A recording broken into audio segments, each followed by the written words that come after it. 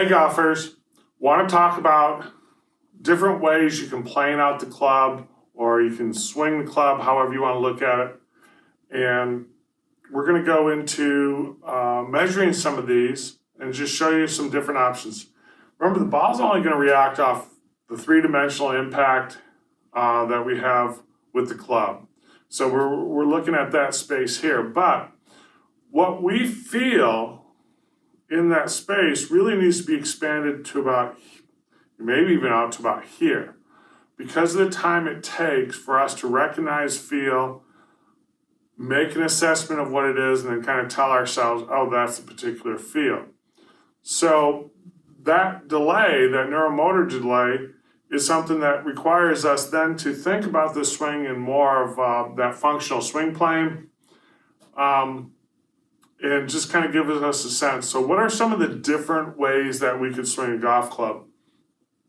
Well, you guys, if you've watched any of my videos, you know we hit a lot of balls feet together, and there's a particular reason for that. Most of that's due to transition on the way down, not impact. So that's really, this is a transition drill.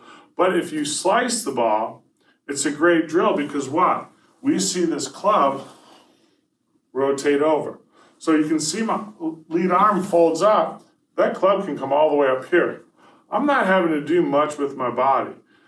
That allows that club face to just close up. So if you slice the ball, it's a great drill to balance that out. I want to go ahead and show the benefit of some of the data behind the feet together drill. And really in this case, I'm doing just a narrow stance. First thing I want you to notice is when we get up to the top of the backswing, still have good X factor right there. So having positive X factor, in this case it's negative just because of the direction, you can see it's within a normal range. So it's one of those things that we don't have to worry about training the lower body as long as we know how to throw a ball and do different things like that. A lot of that kinematic sequence takes care of itself, and now we can really focus in on the most important part of the feet together drill is how the arms and the body work together. So something I want to show you really quick is let's take a look at max turn speed right here. Mine's 305 degrees per second, but here's what I want you to take a look at. We see the women's averages for, this is for a driver. Now, obviously, I'm not hitting driver. I'm only hitting 5 iron. Average women's 510 degrees per second on the way down. Men are 484. Men are slower with our pelvis than the women, yet we hit the ball further. So there's no possible way that hip speed is a causation of clubhead speed, and it's not. This is just some more additional information just to let you guys know that just because we talk about the importance of the hand speed and the arms doing a lot of the work, it is the most effective way to swing a golf club. So let's keep going. So obviously as those arms are coming down, you're going to switch this to here. You can see here, I'll show you another graph where we look at the smoothness in this transition between the arms doing the work versus the body. But we still, when we get down to here, is you can see I've actually increased my lag here. I've really reset my arms, and you can actually see here in the hand path that actually works away from us a little bit, or away from the target line in transition. Now, why is that important? Is because now that gives me a little bit more width coming down and sets me up for a good delivery of the club. So let's take a look at some of the numbers here. I'll just jump back to this. And so you can see, starting to lose a little bit of the X factor a little bit. And my pelvis motion, one of the bad things that I have a tendency to do is slow my body rotation down when I'm focusing on my arms. So in another video, I'll show you how I've increased that. So let's see, let's check out chest turn. So again, I'm a little bit slow with the body motion coming through or coming down.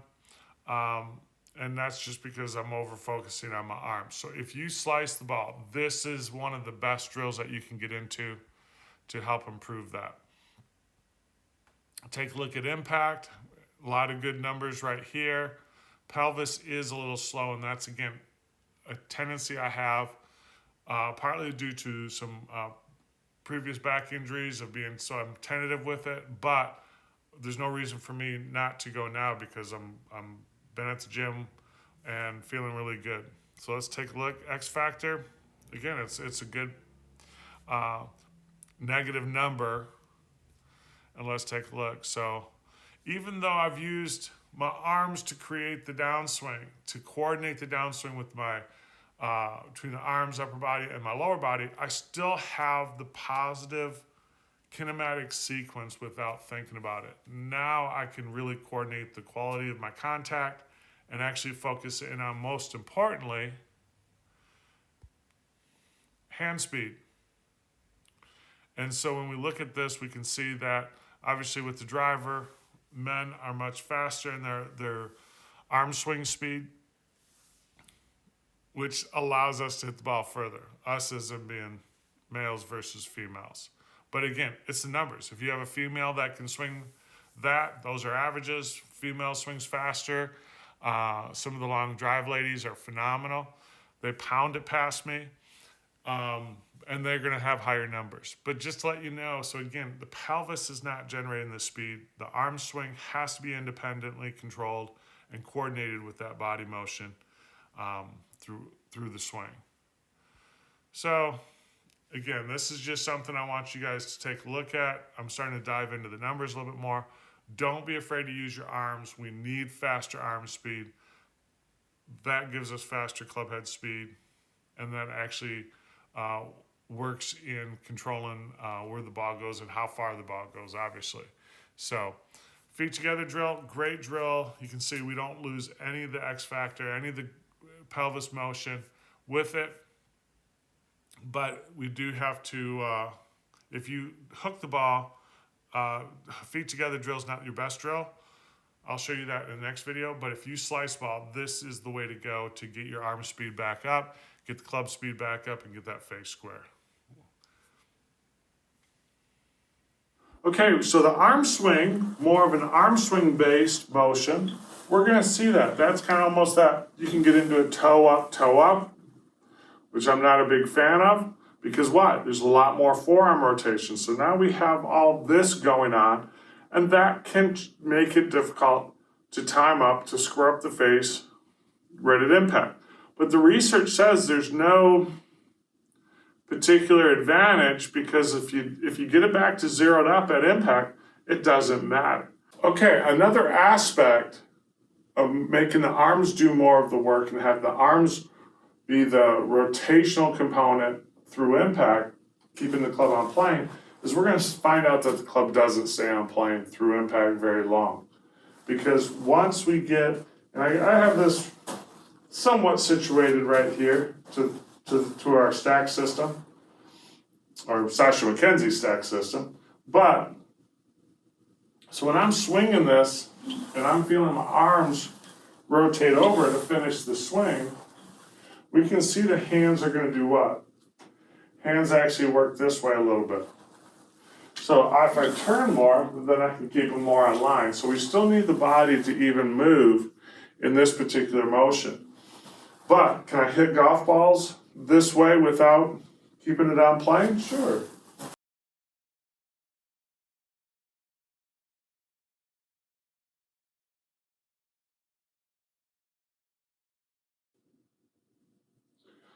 Okay, so you can see that shot was pretty straight, just a little bit fall to the right.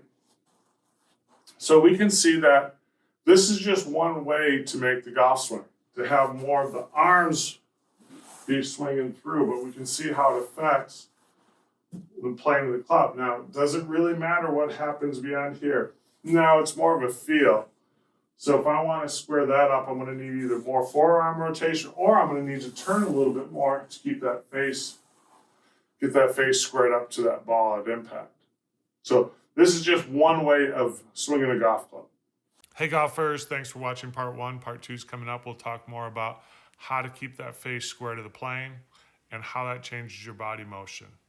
So don't forget to subscribe to the YouTube channel. Head over to humo.golf for more information. Talk to y'all later.